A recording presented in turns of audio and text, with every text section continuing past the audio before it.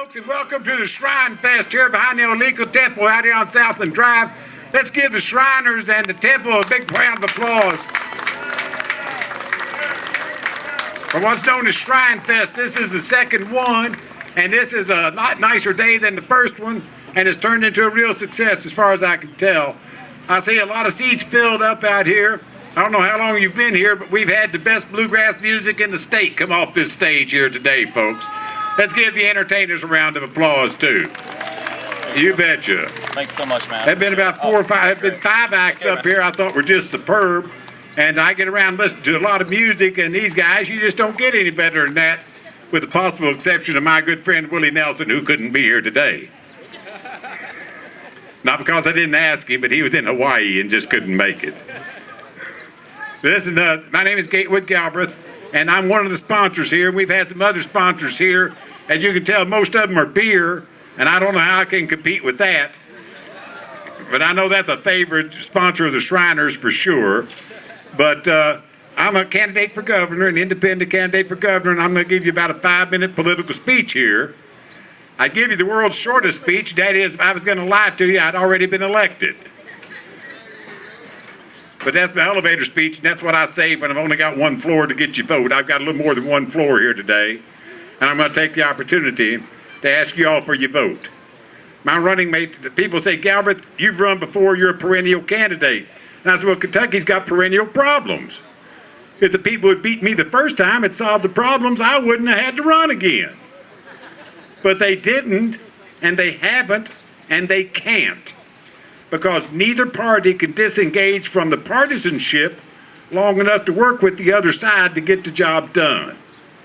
The leadership of both parties have their horns locked up like two bull elk fighting over territory while the business of the people lays dead in the dust. And all these special interests are usurping the money and the hard work and the tax dollars of the working men and women of small business of this state, while they go up there and spend money like drunken sailors and try to tell us that they're balancing the budget. That hasn't happened, folks. If I could write $800 million worth of code checks, I could give the appearance of prosperity too. Dee Riley and I are totally independent. No third party, no independent party. We don't want to replace the Democrats or the Republicans. We don't care what party you are. Please don't renounce your party. We're not asking you to do that. You know, but what we're asking you to do is to replace the executive with an independent who does not care who gets credit for doing what's right for the people of the state of Kentucky. Dee and I don't care who has the ideas.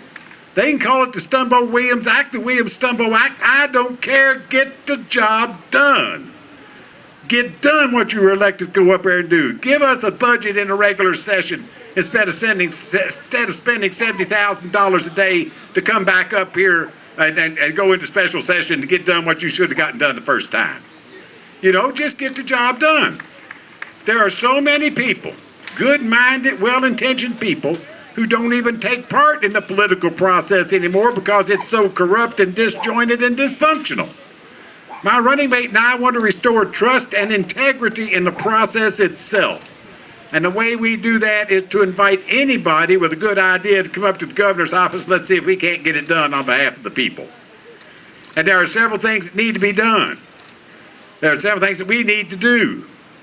And among them are education and employment. One of the ways I want to lift the income in this state is to return to hemp as a cash crop for a biofuel so we can compete with the pipelines and let our farmers have a niche in the energy market. Folks, I've been telling you for years, but it's absolutely true. Hemp is petroleum. All petroleum is liquefied vegetative matter that was grown eons ago and trapped and stored the sun's energy. And what we're burning in our furnaces and running around in our gas tanks right now is the sun's energy that was trapped and stored by biomass, that was set aside by nature and put into a liquid form we call petroleum, or compacted into hard stuff that we call coal. And that's what we're burning. Hemp is the most efficient photosynthesizing biomass on the planet.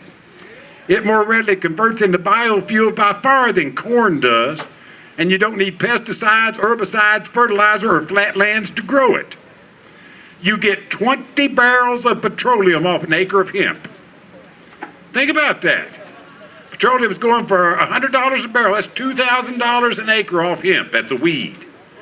And I'd like to see our farmers set up cooperatives every few counties to refine it into the biofuel. And you know, when you return land as a means of producing wealth, you can spread it all around the state. It's not like bringing in a building that's called a corporation and just have a few people in a couple of counties be able to participate in it. I want to return that. And listen, let me tell you something. Hemp dumbs down marijuana.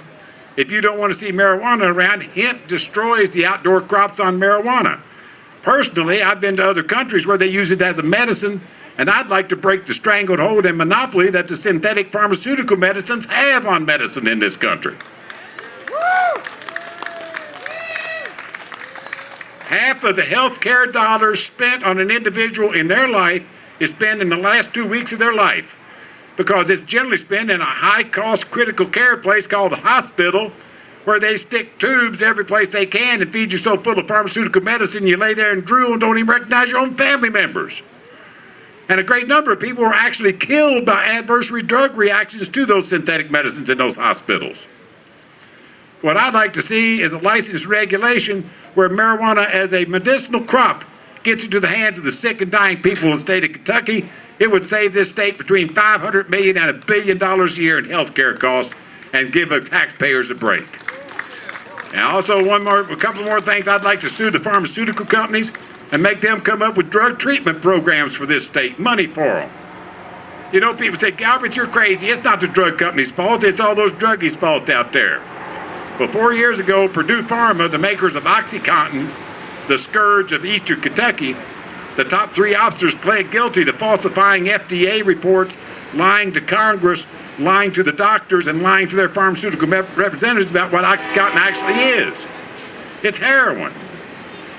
And they paid a $634 million fine in federal court over here in the criminal court. That money should have gone into this state for drug treatment programs, and I think we ought to have to go after them again and make them put some money into this state for drug treatment. I'm tired of supporting these people in jail, and I'm tired of supporting their habit. I want them to get some professional treatment. I don't want the taxpayers to have to pay the whole bill. There's a thing called the Council for Economic Development. These are the people who give out tax incentives to the jobs to locate here in the state of Kentucky. And that's been going since 1985 up to 2000, up to present. From 1990 up to 2008, a fellow named Gene Strong ran it. And in 1993, he said this. He says, I have a plan for every Kentuckian. By the year 2012, 80% of Kentuckians are going to be earning $8 an hour. How do you like it so far? Who's going to buy the houses? Who's going to buy the cars? Who's going to start the families? That's been our official tax-supported job growth institutional policy since the late 1980s. I propose something different. I propose to go after higher-paying jobs. I propose we don't give tax incentives out to locate $8 an hour jobs in this state anymore. That's not creating a future tax base. Those people aren't going to be able to share any more of the tax load than they already are. I propose if we're going to give them out, let's give them out to the $15 and $20 an hour jobs. Let's locate the higher paying jobs here, even though there's less of them. Let's get some quality of life from higher paying jobs into this state. Corruption's what keeps this state poor. And I'll give you an example of that. In 1991, when I ran for governor, we spent 68% of the state budget on education. This year, we're spending 58% of the state budget on education. We're defunding the very apparatus necessary to lift us out of this poverty we're in. But there's the thing called the government contract review. And this is where the state pays private individuals to do state work. Pays them your tax dollar to do work that our state workers could be doing and would do if they had the chance. In 1995, Paul Patton took over. We spent $280 million personal service contracts to these people. This, by the way, is how they pay back those people who give them those big special contributions. When he left in 2003, it was $1.2 billion. $400 million of that was Medicaid, so he only added $400 million to it. This year, it's $2 billion. $2 billion that our state is paying private individuals and private corporations, many of them out of state, to do what's known as state work. That is where the big payback goes to the people who are sending in all this money to Mr. Beshear. He's raised $5 million, and almost all of it is from people who do business with the state. Folks, the TV ads he's on right now, he's putting on right now, is spent with your tax dollar.